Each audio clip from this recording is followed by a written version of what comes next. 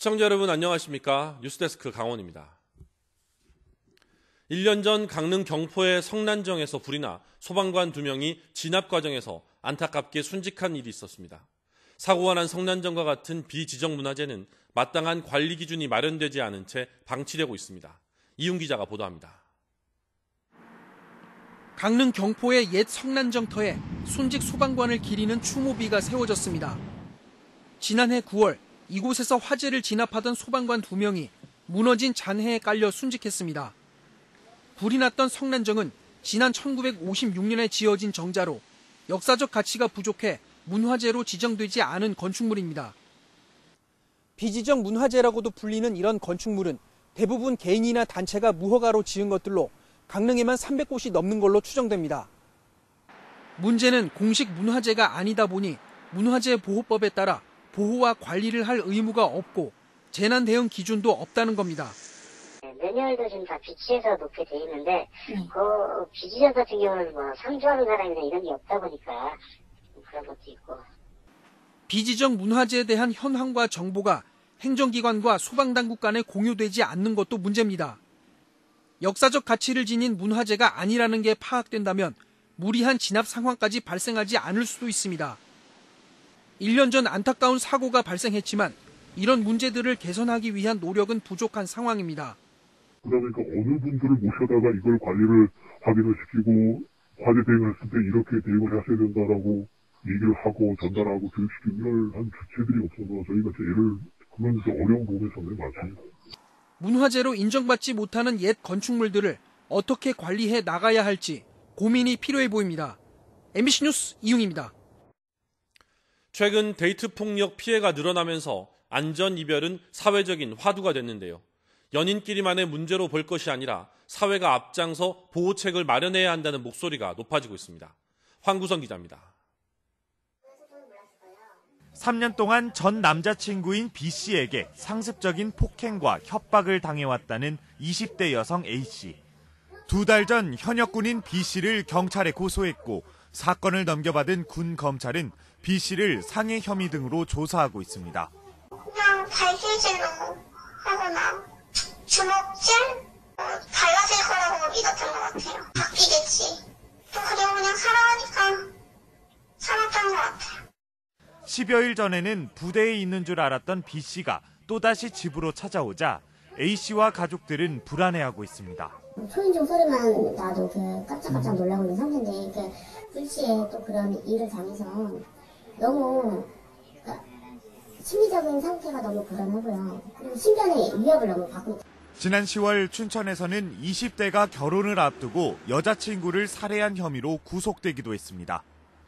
데이트 폭력은 피해자가 연인 사이의 문제로 여겨 외부에 호소하는 경우도 적은 편이지만 신체 또는 전기통신을 이용한 접근 금지를 요청하더라도 마땅한 보호책이 없는 상황입니다. 현재 우리나라의 사법기관에서는 실질적인 보호 대책이 사실은 거의 없다고 보시면 됩니다. 그러다 보니까 피해자들이 데이트 폭력 가해자에 대한 두려움이 상당하고 도내 데이트 폭력 사건은 올 들어 339건 발생했는데 집계를 시작한 2016년부터 해마다 늘고 있습니다. 전문가들은 데이트 폭력 피해를 입었을 시 한국 여성의 전화나 지역별 가정폭력, 성폭력 상담소를 찾아 즉시 상담을 요청할 것을 조언했습니다. MBC 뉴스 황구선입니다. 오늘 저녁 6시 40분쯤 경춘국도 춘천 방면 의암터널 근처에서 레미콘 차량과 4.5톤 화물트럭이 부딪히는 사고가 났습니다. 이 사고로 양쪽 차량에 타고 있던 운전자 2명이 다쳐 병원에서 치료를 받고 있습니다. 또 사고 처리에 시간이 걸리면서 현장 주변에서 교통 혼잡이 빚어졌습니다. 평창 동계올림픽 개최 1주년을 앞두고 강원도가 동아시아 3개 나라에서 겨울관광 세일즈에 나섰습니다. 강원도는 지난달 말레이시아 쿠알라룸푸르와 베트남 호찌민에서 현지 여행업계와 언론, 일반 소비자 등을 대상으로 강원관광 설명회를 열었습니다. 오늘부터는 중국 광저우 정과광장에서 강원 동계관광 이벤트를 열어 올림픽 유산을 활용한 겨울 관광상품 홍보활동에 나섰습니다. 원주의 대표적인 관광지로 급부상한 소금산 출렁다리가 다가오는 성탄절 기간 야간 개장에 나섭니다. 원주시는 오는 22일부터 성탄절 당일인 25일까지 나흘 동안 소금산 출렁다리를 저녁 6시부터 9시까지 3시간 동안 연장 운영한다고 밝혔습니다. 개방시설은 간현관광지 주차장과 데크로드, 출렁다리로 입장료는 무료입니다. 고성군이 동해시와 원주시에 이어 이달부터 주택 미분양 관리지역으로 추가 지정됐습니다. 주택도시보증공사는 고성군의 미분양 아파트가 705세대로 한 달 전보다 급증해 이달부터 내년 5월 말까지 미분양 관리지역으로 지정했습니다. 동해시와 원주시도 미분양 아파트가 각각 1056세대와 1407세대로 집계돼 미분양 관리지역으로 다시 지정됐습니다. 9.13 부동산 대책 후속 조치로 미분양 관리지역 선정 기준이 최근 3개월 미분양 500세대 이상으로 강화되면서 도내 다른 시군도 미분양 관리지역에 포함될 가능성이 높아지고 있습니다. 춘천 시내버스의 일부 버스 노선과 운행 횟수가 오늘부터 변경됐습니다. 춘천시 후평동에서 윗샘밭으로 가는 버스는 하루 7차례로 늘어났고 후평동에서 학곡리 구간과 후평동 구곡폭포 구간은 하루 1차례로 줄었습니다.